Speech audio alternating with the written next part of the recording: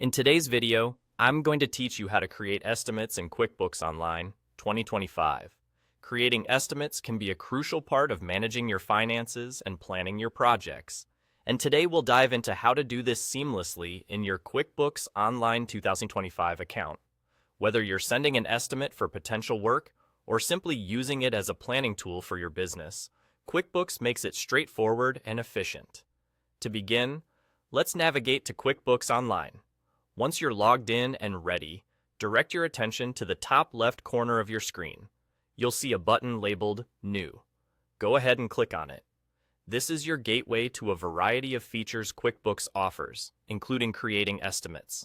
Selecting this New button will present you with a menu of various transactional forms. From the menu that appears, you'll want to choose Estimate. This option is usually prominently displayed under Customer Transactions. Clicking on Estimate will open a new screen where you can start entering all the necessary details for your estimate. Here, you'll be prompted to input information that will appear on the estimate itself. This may include the customer's name, the date, the products or services you're estimating, quantities, rates, and any pertinent notes or messages you wish to include.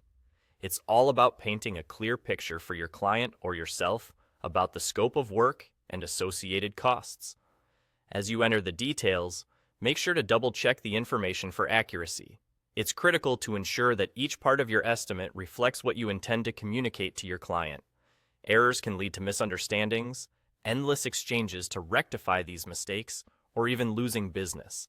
So accuracy at this stage is of utmost importance. Once you've filled out every section diligently and checked to ensure all the details are correct, it's time to save your estimate.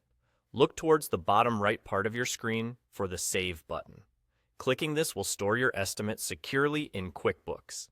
If you're not quite ready to save for any reason, QuickBooks typically offers the option to save your progress by clicking Save and Close or Save and New, depending on whether you want to store this estimate and exit or start working on another one.